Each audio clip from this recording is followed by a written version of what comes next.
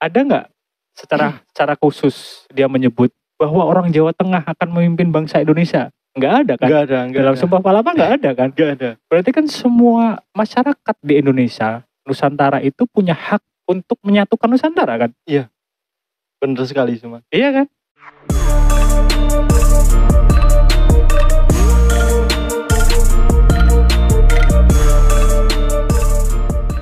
Assalamualaikum warahmatullahi wabarakatuh. Om Swastiastu, Namo Buddhaya, salam kebajikan, Rahayu. Halo, selamat malam teman-teman, selamat malam Mas Jenar. Selamat malam Mas Haji. Kembali kita di channel Jurnal Jenar. Alhamdulillah, sekian lama kita udah menantikan nih teman-teman di konten yang baru kita yang bernama Podcast Rawung, teman-teman. Yeah. Mungkin nanti Podcast Rawung ini kita bisa membahas hal-hal yang baru viral mungkin Bisa. Atau membahas hal-hal tentang kajian kaweruh atau kajian falsafat dan masih banyak yang lainnya teman-teman. Malam ini kita enaknya bahas apa ya, Mas? Saya manut Anda aja. Manut. Mungkin mungkin bahas yang baru hot ini Mas, yang baru viral. Tentang apa itu? Tentang pasca pemilu.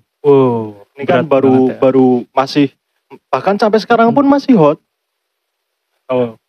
Masih berat viral. banget ya pembahasannya. Padahal kalau saya lihat tuh yang viral-viral tuh tentang cinta loh. Waduh, tentang cinta. Tapi udah membahas tentang politik loh. Saya jadi diajak ke pinggir jurang sebenarnya. Nah, sedikit pinggir jurang, masuk jurang bareng-bareng. Nggak masalah. Kita hadapi. Oke, apa yang mau ditanyakan sebenarnya? Tentang pemimpin bangsa kali ini. Episode pertama. Dari kajian dari sejarah Jawa Mas, banyak kitab-kitab dari Mangkunegaran, kitab-kitab empu-empu dari Jawa tuh banyak yang mengkaji tentang Satrio Piningit dan Ratu Adil. Mungkin kali ini kita akan membahas Satrio Piningit dan Ratu Adil dari prospek pemilu kali ini. Jadi menurut Mas Jenar, Satrio Piningit itu apa sih? Jadi yang dimaksud mungkin sebenarnya pembahasan kali ini mengarah ke Satrio Piningit. Terus apakah ada korelasi antara Satrio Piningit dari budaya Jawa atau sugesti-sugesti Jawa, keyakinan Jawa dengan pemimpin bangsa Nusantara gitu kan? Maksudmu kan gitu? Iya, benar. Boleh sih. Terus berarti tadi yang pertama adalah definisi dari Satrio Piningit. Satrio Piningit itu apa gitu ya. Oke, kita babar sedikit tentang Satrio Piningit melalui namanya saja dulu. Yang paling mudah kan. Satrio tahu kan artinya apa kan? Satrio kan pahlawan. Pahlawan bisa, orang terpilih bisa, kan satria kayak gitu. Dia orang-orang yang mungkin punya sesuatu dalam dirinya yang dipilih oleh Yang Maha Kuasa kan gitu. Piningit itu banyak arti sebenarnya Kak. Dia disembunyikan, terus dia sedang dilatih. Terus ya kalau yang paling umum ya dilatih itu tadi. Jadi sedang disembunyikan, digembleng, dilatih untuk kemunculannya sebenarnya itu. Piningit itu seperti itu ya, dipingit. Sebelum muncul dia dilatih dulu atau dilaku dulu dan sebagainya. Jadi Satrio Piningit itu kalau dari bahasa bisa diartikan bahwa orang yang terpilih kan gitu, yang sedang dilatih untuk persiapan nanti, entah zaman apa dan sebagainya, entah ada perang atau apa, kemungkinan gitu. Nah, kita tidak tahu apakah untuk perang atau dan sebagainya.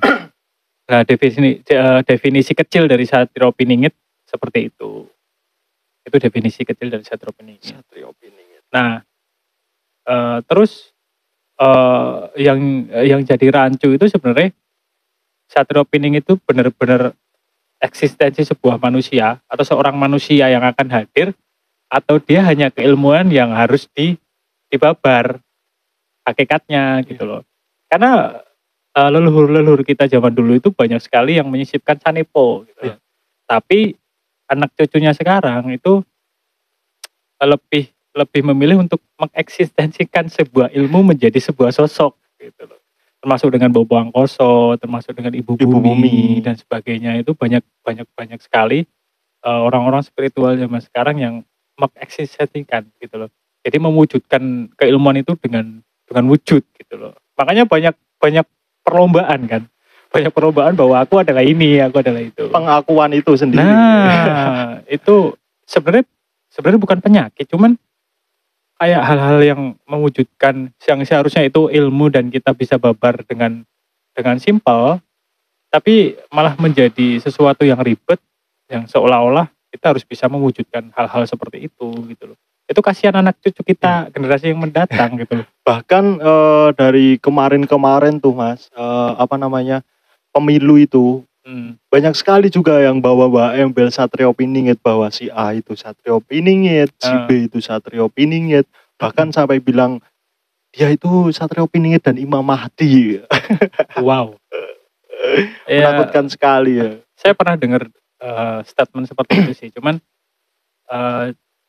jika bisa dibilang tidak sedikit pula yang masih terpaku atau terpenjara dengan keyakinan seperti itu, khususnya masyarakat Jawa. Jadi seseorang yang akan memimpin Nusantara seperti kemungkinan untuk saat-saat ini ya presiden, dari presiden pertama sampai presiden yang sekarang itu pasti akan mengarah ke situ, bahwa yang terpilih adalah Satrio Piningit gitu loh. Nah, kenapa saya bilang tadi hal-hal seperti itu, mewujudkan seperti itu menjadi hal-hal yang ribet? Karena kan harus ada syarat-syarat yang berat kan di situ kan. Padahal kalau bisa dibilang generasi-generasi muda seperti anak-anak SD, anak-anak TK kan imajinasinya tinggi gitu kan. Luas ya. Nah, dia nonton film Ultraman, dia ingin jadi Ultraman sebenarnya, ya kan?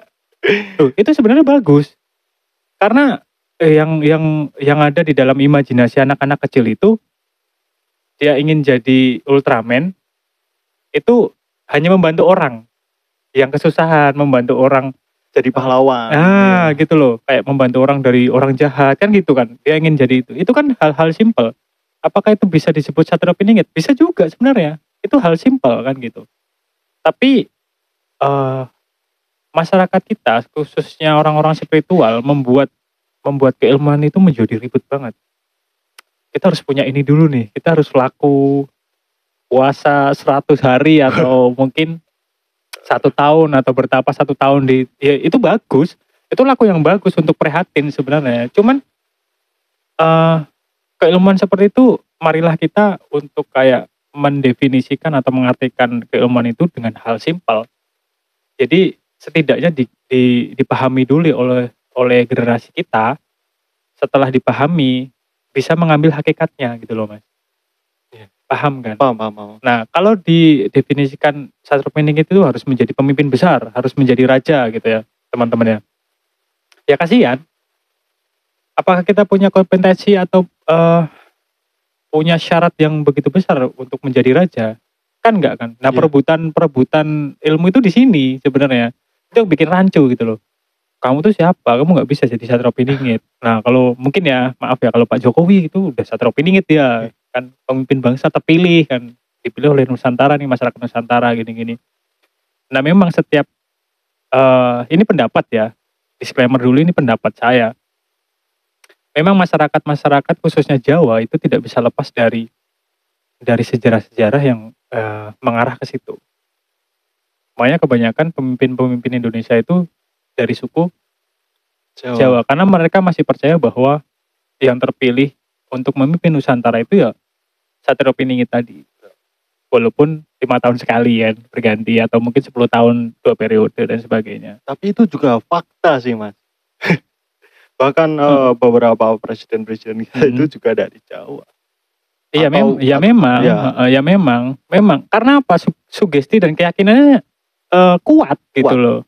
Dan kalau bisa dibilang kan suku Jawa kan terbesar kan. Iya. Nah itu tadi dari sebenarnya kalau diperbandingkan atau dikalkulasi ya, semua suku Jawa yang percaya tentang itu memilih satu sosok atau satu calon yang notabene dari Jawa dan dia percaya bahwa itu adalah utusan untuk Nusantara, pasti menang kan?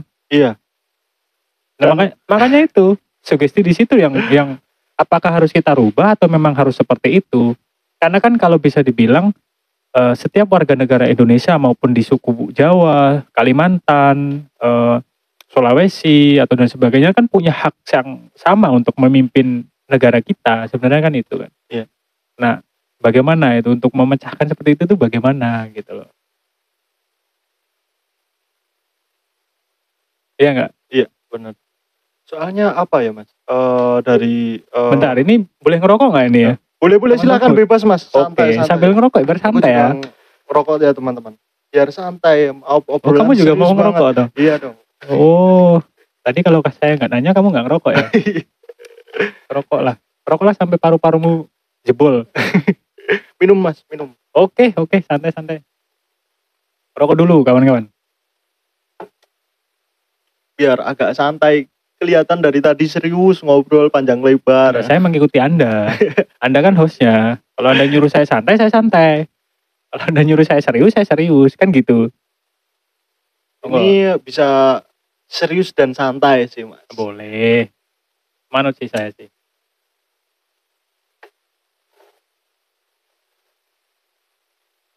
Sambil ngerokok nih, biar enak ya. Bahkan itu Mas.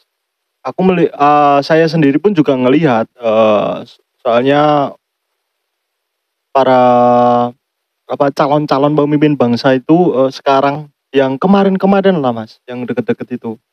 Contohnya si A, si B, si C kan ada trio itu yang mau jadi capres itu kan. Bahkan mereka juga berembel-embel sih, tanda kutip sih ini pendapat saya pribadi ya. Itu bahkan kayak sowan di pendahulu lama orang Jawa, leluhur gitu ya. Ya leluhur orang Jawa. Yang bersangkut pautan lah dengan Jawa. Soalnya dulu Bapak Republik kita ya teman-teman. Ini juga sedikit ada potongan. Ini ada itunya, ada videonya. Ini bukan saya PKI atau gimana ya. Bapak Republik kita DNID itu juga bilang kalau ingin jadi penguasa Indonesia itu kita harus menguasai Jawa. Iya. Bahkan sampai kayak gitu. Ada statement dari beliau kan tentang seperti itu kan. Ya karena memang bukan kita rasis ya. Tapi memang masyarakat Jawa kan terbesar satu itu kan. Yang kedua memang kepercayaan masyarakat Jawa itu bisa dibilang paling kental. Gitu loh. Walaupun kalau dia di pulau berbeda dia masih membawa sesuatu yang khas dari Jawanya yang ada dalam dirinya dimanapun dia berada kan gitu kan, entah dari sopan santun, entah dari apa dan sebagainya. Jadi di balik sopan santun orang Jawa dimanapun dia berada itu emang tersimpan sesuatu yang dia berani mati gitu loh maksudnya. Ya kalau masalah itu wallahu alam, cuman keyakinan yang notabene untuk menjadi Satropiningit dan pemimpin bangsa tadi itu juga menjadi threshold atau bingkai untuk masyarakat yang lain yang punya hak yang sama untuk memimpin Indonesia gitu loh. Apakah akan dirubah atau tapi itu tidak formal kan? Iya, Itu kan hanya keyakinan masyarakat kita sebagai masyarakat Jawa bahwa Satropiningit adalah ini gitu loh. Tapi secara tidak langsung itu menjadi threshold. Jadi jadi kuat banget ya Mas. Threshold itu seperti kayak menjadi benteng bagi yang lain untuk bisa itu jadi sulit gitu loh. Karena masyarakat Jawa sudah meyakini bahwa yang memimpin Nusantara itu juga bagian dari kelangsungan Majapahit. Iya. Sampai sekarang kan gitu loh. Apa yang ditekankan, apa yang selalu diyakinkan, ya Sumpah Palapa tadi kan, punyanya Gajah Mada kan. Gajah Mada. Nah itu masih termaktub dalam pikiran atau dalam keyakinan masyarakat Jawa bahwa yang memimpin Nusantara ya bagian dari Sumpah Palapa tadi gitu loh. Itu menjadi threshold untuk suku-suku lain gitu kan. Padahal apakah Gajah Mada, ini pertanyaan, apakah Gajah Mada hanya menyebut Jawa sebagai pemimpin Nusantara? Hanya menyebut orang Jawa Tengah atau orang Jawa Timur atau orang Sunda menjadi pemimpin Nusantara? Kan nggak ada. Iya, benar-benar juga ya. Ya nggak? Ada nggak secara khusus dia menyebut bahwa orang Jawa Tengah akan memimpin bangsa Indonesia? Nggak ada kan? Nggak Dalam ada. Sumpah Palapa nggak ada kan? Nggak ada. Berarti kan semua masyarakat di Indonesia, Nusantara itu punya hak untuk menyatukan Nusantara kan? Benar sekali cuma. Iya kan? Logikanya seperti itu. Iya. Nah terus kenapa ada threshold harus masyarakat Jawa yang khususnya Jawa Tengah? Apalagi kebanyakan orang-orang yang memimpin negara ini adalah keturunan-keturunan raja kan? Pak Karno, Pak Harto, ini keturunan-keturunan keraton kan? Ibu Mega, terus Gus Dur, dan semuanya keturunan raja. Bahkan Pak Jokowi pun juga bilang juga ada garis keturunan Nah, raja. sebenarnya maka dari itu ada apa? Apakah ini memang pure warisan dari leluhur bahwa yang meneruskan semuanya kerajaan-kerajaan di Nusantara ini itu juga meneruskan bentuk dari Republik Indonesia ini yang disebut Nusantara ini yang menjadi satu gitu loh. Apakah Indonesia adalah bentuk dari penyatuan yang diungkapkan oleh Gajah Mada tadi sebagai Indonesia tadi yang dulu terpecah-pecah menjadi kerajaan berapa kan, terus bersatulah melalui Pak Karno, terbentuklah Indonesia tadi. Republik Indonesia. Nah, apakah ada sugesti atau keyakinan seperti itu? Pasti ada. Dan bahkan kalau ditarik juga, kalau diambil dari kesimpulan definisi saja ya, bahkan bisa saja Satrio, kalau ini diambil dari eksistensi ya Mas, mungkin Pak Karno itu juga bisa jadi Satrio Piningit. Iya. Atau bahkan Ya boleh sih. Gajah Mada pun jadi Satrio Piningit. Iya, oke. Lalu kayak kembali lagi ke Satrio Piningit tadi, apakah hanya orang tertentu atau semua orang bisa menjadi Satrio tadi gitu loh. Oke, kalau hal ribet, kalau keilmuan yang ribet, pasti dia akan mengkhususkan satu orang untuk menjadi Satrio Piningit. Iya. Dan kita masih menunggu nih siapa kan gitu kan. Soalnya juga banyak juga Mas, saya juga sering kan lihat di TikTok, YouTube itu tanda-tanda Satrio Piningit akan hadir. Dia lahir dari seorang yang rumahnya di pinggir kali, dia lahir dari Itu kayaknya orang. datangnya setiap pemilu dah. Iya benar, di seliveran di apa namanya short YouTube itu. Iya, itu datangnya setiap mau pemilihan kan. Itu pasti. Apakah itu bentuk dari marketing? Ya saya nggak tahu gitu. Kembali lagi tadi Mas, embel-embel. Ya, apakah bisa dibilang bahwa itu adalah politik identitas? Saya juga nggak tahu gitu. Cuman karena keyakinan masyarakat Jawa yang kuat tentang hal itu, ya itu juga harus dimasukkan dalam perebutan kekuasaan. Ya nggak? Ya. Nah makanya itu kenapa gitu loh? Ada apa dengan ini? Ini masih pertanyaan sebenarnya. Bahkan ini terus kembali lagi tadi, apakah setiap orang itu sebenarnya bisa jadi Satrio Piningit Mas? Atau hanya orang-orang tertentu yang terpilih saja gitu loh? Yang terpilih maksudnya paling wah gitu. Pasti kan kalau ditarik ulur definisi dari Satrio Piningit itu pasti seseorang yang wah banget kan.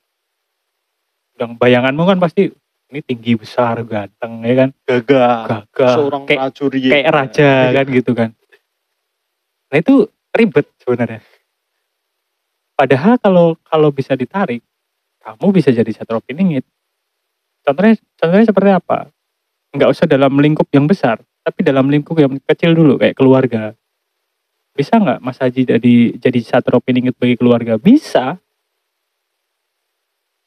Pasti bisa. Salah satu anak atau salah satu bagian keluarga pasti ada Satrio Piningit di situ gitu loh. Untuk kayak seumpamanya nih, dalam satu keluarga ini adalah keluarga yang terpuruk nih, ya kan? Adalah keluarga yang terpuruk. Terus ada satu anak dari keluarga tersebut yang punya impian dan punya usaha yang besar untuk merubah derajat dari keluarga ini. Itu Satrio Piningit Mas. Itu dari lingkup keluarga yang kita lingkup kecil. Terus ada lingkup pertemanan seperti ini semuanya. Dari beberapa pertemanan mungkin dari 5 orang itu ya, sama contohnya 4 orang itu terkendala dalam hal finansial atau apa dan sebagainya. Tapi kamu adalah orang yang masih biasa aja gitu loh, masih bisa makan, nah kamu membantu 4 orang temanmu ini, kamu satria piningit Mas. Kalau disimpelkan sebenarnya. Nah, harusnya keilmuan-keilmuan itu untuk zaman sekarang, mari kita simpelkan agar anak cucu kita bisa mengolahnya dengan baik, memahaminya dengan baik gitu loh. Oh, ternyata gini ya. Oh, ya udah. Gimana caranya? Caranya seperti ini. Metodenya seperti apa? Seperti ini. Oh iya. Tanpa mengurangi bahwa kamu tidak boleh mengkultuskan diri sebagai satria piningit. Nah, sekarang saya tanya. Dalam dunia spiritualis, mesti kan Mas Haji pernah terjun di situ juga. Berapa ribu atau berapa puluh ribu orang-orang spiritualis yang notabene sudah aku ini satria piningit nih. Ada berapa coba? Banyak sekali sih Mas. Pasti banyak kan? Kenapa? Ada pengkultusan diri. Jika orang memahami suatu keilmuan dan ada pengkultusan diri tentang keakuan tadi, itu gagal Mas. Tidak boleh. Makanya kenapa ada ungkapan bahwa saat tangan kanan memberi, tangan kiri di belakang, disembunyikan kan. Sebenarnya itu apa? Untuk keakuan diri tadi. Kalau Jawa itu apa? Mikul dhuwur mendem jero. Nggak boleh mikul dhuwur mendem jero itu sebenarnya untuk orang tua. Cuman boleh juga kalau didefinisikan atau karena ungkapan-ungkapan Jawa itu definisinya banyak sebenarnya. Bisa kamu artikan sesuai kemauanmu dalam keadaan apapun gitu. Cuman ya tidak boleh meninggalkan hakikat yang asli. Karena mikul dhuwur mendem jero kan tentang orang tua yang harus kita junjung dan sebagainya, itu tidak boleh dikaburkan terlalu jauh juga gitu. Nah, itu sedikit tentang satria piningit tadi, definisi tadi, dan apakah korelasinya dengan pemimpin Indonesia tadi.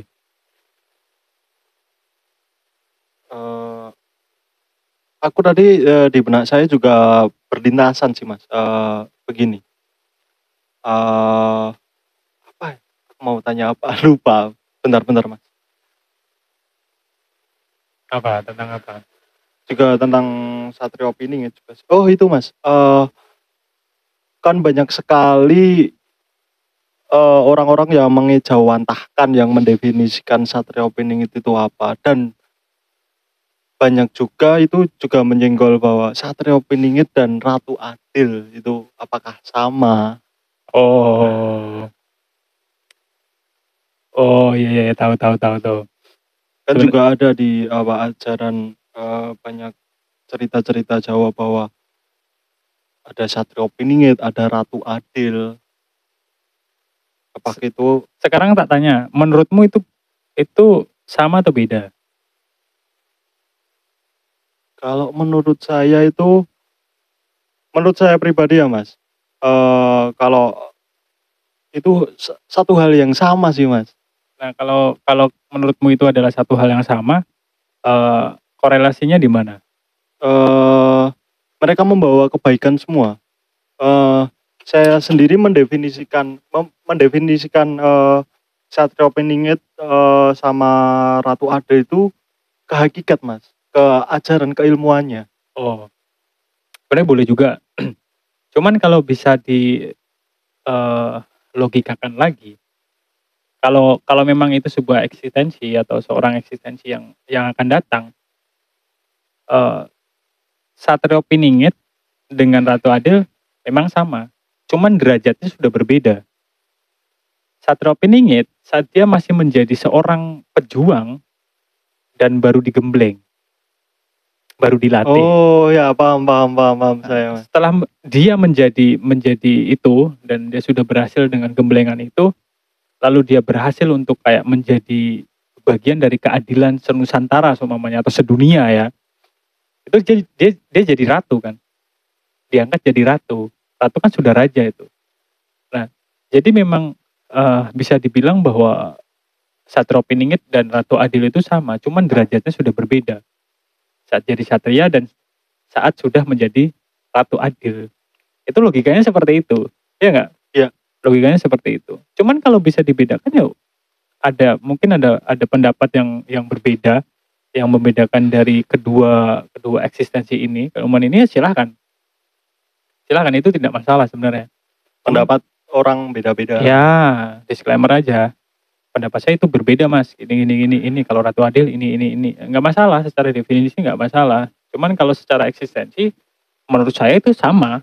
Cuman derajatnya yang berbeda. Gitu loh. Paham kan sekarang Iya. kan? Itu sebenarnya keilmuan yang simpel loh. Bagaimana untuk bisa menjadi seorang yang satrio piningit gitu. Berarti perlu digarisbawahi kesimpulannya bahwa Satrio Piningit itu hakikatnya itu adalah ajaran ya mas? Iya bisa dibilang itu sebuah keilmuan yang wajib kita tuntut sebenarnya. Orang yang membawa ketentraman di keluarganya, Itu orang satrio piningit juga sebenarnya. orang yang membawa kebahagiaan di kalangan teman-temannya, di pekerjaannya. Nah, tapi ada satu syarat tadi yang tidak boleh diubah, keakuan. Keakuannya itu. Itu tidak boleh muncul sedikit pun ya teman-teman, dalam diri itu tidak boleh. Anak khairu minhu itu tidak boleh ya. Ya enggak? Ilmu, makanya ada kata-kata kan, ada kalimat bahwa soal ilmu iblis itu lebih pintar, soal ibadah iblis itu lebih khusyuk. Tapi soal rendah hati Dia tidak punya dia iblis. tidak punya. Maka lakukanlah itu kan. Makanya keakuan yang dipunya iblis jangan sampai kamu punya. Karena khairu minhu tadi, aku lebih baik gitu. Karena aku sudah membantu teman-temanku, seolah-olah aku punya rasa sombong nih. Waduh, aku udah membantu 4 orang. Satrio piningit, bos, saya bos. Itu sama aja kau gagal. Makanya para wali itu tidak pernah merasa sebenarnya dirinya adalah wali. Yang menyebut beliau-beliau wali adalah masyarakat. Gitu loh. Bahwa dia adalah wakil dari Tuhan, kan gitu kan. Beliau-beliau tidak pernah mengkultuskan diri sebagai wali. Karena saat beliau itu mengkultuskan dirinya sebagai wali, itu gagal juga. Sebuah kegagalan. Iya, karena keakuan. Tanya orang-orang yang berkompetensi dalam hal itu, filsafat itu, pasti ya. Berbeda dengan aku Mas Haji, ya sudah benar dia Mas Haji. Kan gitu kan. Tapi saat dia sudah melalui banyak hal, lalu dia seolah-olah mempunyai kemampuan yang berbeda dengan manusia yang lain. Supranatural atau spiritual yang luar biasa, terus dia merasa bahwa dia adalah, wah aku nih manusia terpilih nih. Muncul keakuannya, kesombongannya. Gagal, itu sudah gagal, kembali lagi ke nol gitu loh. Nah seperti itu. Jadi definisi dari Ratu Adil dan Satrio Piningit ya tadi sebenarnya adalah satu kesamaan, cuman derajatnya yang sudah berbeda. Saat jadi satria dan sudah menjadi ratu. Nah bisa dibedakan. Sebenarnya hal simpel loh itu Ji. Ya nggak? Hal simpel Ji. Nah, terus apa lagi? Santai aja. Minum dulu aja mas, minum dulu. Oh minum, mas. boleh guys. Boleh guys. Minum teh mas. Seharian udah kebanyakan ngopi. Oh minum teh ya? Kenapa dengan kopi? Sahur udah kopi, tadi buka udah kopi. Oh iya teman-teman, ini kita konten baru yang bakal nemenin teman-teman jurnal jenar tuh di bulan Ramadan. Ya sebenarnya selama bulan Ramadan dan semoga berkelanjutan. Makanya didukung ya. Di Ramadan mungkin kita bakal upload seminggu 2 kali atau 3 kali ya. Ya bakal 2 kali. Kalau ada teman-teman mau komen, ini dari kita obrolan santai teman-teman, obrolan serius juga santai sambil ngerokok, sambil ngopi, sambil ngeteh. Kita mau bahas apa? Kalau teman-teman mau request kita mau bahas apa yang baru viral, baru hot itu bisa komen di kolom komentar. Dan jangan lupa like, komen, dan subscribe-nya di Jurnal Jenar. Nanti kita kasih di kolom bawah itu ada TikTok, Instagram, Jurnal Jenar. Oke. Udah lama sekali ya kita bahas Satrio Piningit. Kalau memang obrolan-obrolan yang notabene punya isi tapi dibawa ke santai ya seperti ini, enaknya seperti ini, nggak kerasa gitu. Cuman ya kita nggak ngobrol biasa, tapi tetap ada isinya gitu loh. Oh. Maksud saya seperti itu. Tadi juga banyak kepikiran gini Mas, kenapa ajaran-ajaran Jawa itu susah atau susah banget dipahamin. Mungkin juga tidak luput dari itu, mungkin saya juga berpikir ini pendapat saya Mas, bahwa banyak sekali sih penyelewengan-penyelewengan sejarah atau ajaran ajaran-ajaran leluhur-leluhur kita. Jadi susah anak-anak muda sekarang, kalau orang tua kita bilang itu Jawa ilang Jawane, itu ya juga karena apa namanya, banyak juga sejarah yang menyeleweng, Oh, yang ajaran-ajaran yang menyeleweng. mungkin berbelok ya Iya, berbelok. dari jalurnya, maksudnya itu ya. Iya, mungkin itu bisa. Ya salah satunya alasannya adalah rakus. Karena banyak kan sekarang ya, pada zaman sekarang seorang guru itu kayak memberatkan muridnya untuk belajar.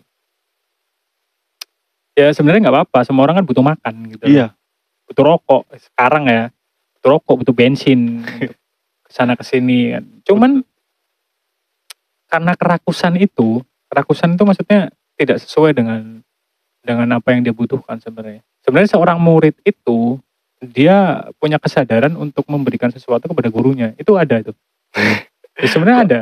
kok ada yang kesindir ini? Itu wajib loh sebenarnya itu. Itu wajib. Sumpah itu wajib sebenarnya. Karena kan guru itu ayah kedua bagi seorang santri, kan ayah kedua sebenarnya. Nah, sah-sah saja seorang murid itu memberikan sesuatu yang dibutuhkan oleh guru, soalnya datang rokok atau apa dan sebagainya, itu sah-sah saja jika dia mampu gitu loh. Tapi seorang guru juga tidak memberatkan muridnya untuk kayak mewajibkan kamu kesini harus bawa segini untuk bisa belajar ini. Itu kan memberatkan. Makanya kenapa? Satu alasan dari anak-anak muda zaman sekarang untuk sulit belajar hal-hal tentang Jawa, termasuk budaya Jawa atau keilmuan Jawa, ya ada seorang guru yang rakus tadi, yang mementingkan perutnya gitu loh. Aja lali gulone. Nah, ya sebenarnya nggak apa-apa kayak, tapi kan pasti setiap murid itu punya kesadaran. Nggak mungkin lah dia tidak punya rasa hutang budi gitu loh. Kalau masalah rokok gampang kan, ya kan, masalah bensin gampang sebenarnya. Cuman ada sesuatu yang lebih rakus dari itu gitu loh. Dia harus kayak seorang guru sekarang tuh dia harus kaya nih dari murid-muridnya gitu. Makanya murid-murid guru-guru sekarang yang notabene rakus tadi, murid-muridnya orang-orang kaya semua. Dan gurunya harus jadi kaya kan gitu kan. Padahal kalau bisa dibilang guru-guru kita zaman dulu itu tidak glamor gitu. tidak gemar dengan duniawi kan. Bahkan itu jauh dari kata keduniaan. Jauh banget. Jauh banget. Makanya muridnya jadi, gurunya lebih jadi kan gitu kan. Gurunya ampuh, muridnya ampuh semua. Karena benar-benar prihatin, ya udah makan bareng gitu. Ini satu rumah ini buat bareng-bareng juga gitu loh. Kalau sekarang kan beda. Guru-guru sekarang lebih narsistik nggak sih? Bisa dibilang seperti itu nggak sih? Makanya segala cara itu bisa diupayakan untuk supaya dia tuh kaya gitu loh. Kerakusannya, ambisinya itu bisa tercapai gitu maksudnya kan gitu. Kayak ya baru-baru viral terus dengan pengungkapan yang embel-embel yang aku bisa menggandakan uang, ya kan? Aku bisa Ajaib banget memindahkan genderuwo ke pohon kecambah kayak gitu kan. Sesuatu yang apa ya, bumbu-bumbu yang membuat ketertarikan masyarakat kita gitu. Padahal kalau bisa dilogikakan yang lebih edukatif ada. Mungkin masyarakat kita tuh suka yang hal-hal yang viral yang hot ya gitu. Kalau judgement seperti itu saya belum bisa ya. Cuman kayak memang konsumsi masyarakat kita tuh adalah entertain sih. Padahal ada explore yang benar-benar dia itu ketahuan, umpamanya nih ya, ketahuan bahwa itu bohongan tapi masih ditonton. Kan gitu. Padahal itu benar-benar bohongan, cuman masih ditonton. Berarti kan konsumsi masyarakat kita adalah entertain, bukan edukatif gitu loh. Pokoknya saya pernah dengar satu statement bahwa masyarakat kita itu lebih suka dibuat nafsu daripada dibuat pinter. Saya lupa itu dari siapa, dari Corbuzier atau siapa itu, pernah itu seperti itu. Ternyata kalau dipikir-pikir lebih dalam ya benar juga gitu. Fakta juga. Iya, dia semuanya di aplikasi sebelah kan. Dia lebih milih Pargoy daripada hal-hal yang edukatif kan gitu kan. Karena memang hal-hal yang edukatif itu sifatnya adalah menjenuhkan sebenarnya. Ya enggak? Iya. Kamu belajar tuh jenuh loh. Kamu baca buku tuh jenuh sebenarnya kan. Kamu kuliah jenuh enggak? Ya enggak? Jenuh kan? Makanya itu cuman goalnya setelah itu kamu bebas di situ kan. Tapi apa ya? Judgement dari masyarakat itu apa yang instan lah. Yang ada di depan mata nih Pargoy oke juga nih kan. Oke nih Pargoy nih, cantik pula kan. Kayak gitu. Kok jadi bata saya. Nah, jadi memang untuk sekarang bagaimana merubah pandang masyarakat bahwa edukatif itu hal-hal yang edukatif itu menyenangkan. Makanya banyak kurikulum sekarang yang lebih ke yuk praktek outbound sambil belajar. Itu kan menyenangkan bagi anak-anak, tidak jenuh dia di kelas terus guru datang nyatet, gurunya tiktokan. Muridnya nggak boleh tiktokan. Kayak gitu kan. Jadi yuk keluar outbound sambil nyatet bahwa ini adalah tumbuhan ini adalah hewan ini. Itu kan senang anak-anak. Dan kebanyakan hal-hal yang dilakukan berbarengan dengan praktek pastinya akan lebih masuk. Iya nggak? Bener nggak orang kuliah ya? Bener nggak? Ya benar. Nah, teori itu nggak mungkin masuk. Mungkin dari 100% hanya masuk tuh 30%. Intinya aja kan. Setelah dia ditanya balik tentang materi itu, yang hafal cuma beberapa kan. Tapi saat dia mencatat dengan mempraktekkan, itu pasti lebih masuk. Oh, kemarin itu dia kan bisa membayangkan imajinasi kan. Oh, bentuknya ini namanya ini nih. Terus cara kerjanya ini nih. Ya gak? Betul kan? Ya. Nah, makanya itu. Ilmu tinemu kanthi laku. Nah, laku. Jangan cuma mencatat. Ya gak? Jangan lupa mencatat bro. Oke teman-teman, udah panjang lebar banget kita pembahasan tentang Satrio Piningit. Mungkin banyak kesimpulan dibalik lagi, disclaimer lagi ya. Ini obrolan santai juga serius.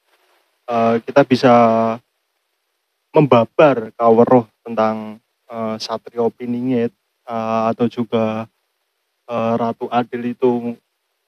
Setiap orang boleh memberikan pendapat, oh Satrio Piningit itu, oh Ratu Adil itu seperti itu, teman-teman. Terima kasih juga Mas Jenar untuk malam ini. Sama-sama. Udah ngobrol panjang lebar. Sama-sama. Udah jauh dari pelosok sana. Tidak ada yang berasa jauh, tidak ada yang berasa berat untuk Nusantara. Anjas. Ya enggak? Mungkin cukup sekian dari kita teman-teman. Jangan lupa like, comment, dan subscribe. Jangan lupa banyakin komen di bawah YouTube kita. Mau request apa, mau pembahasan apa, kritik dan saran bakal kita terima. Oh ya, mungkin kata-kata buat episode kali ini apa Mas Jenar? Jangan berbangga diri saat kamu dianggap tinggi oleh orang lain. Karena saat orang lain itu mendapatkan orang yang lebih tinggi darimu, kamu akan ditinggalkan. Wes saja. Mungkin sekian dari kita di episode pertama Satrio Piningit, podcast Rawong Jurnal Jenar. Assalamualaikum warahmatullahi wabarakatuh. Terima kasih. Swastiastu, Namo Buddhaya, salam kebajikan, rahayu.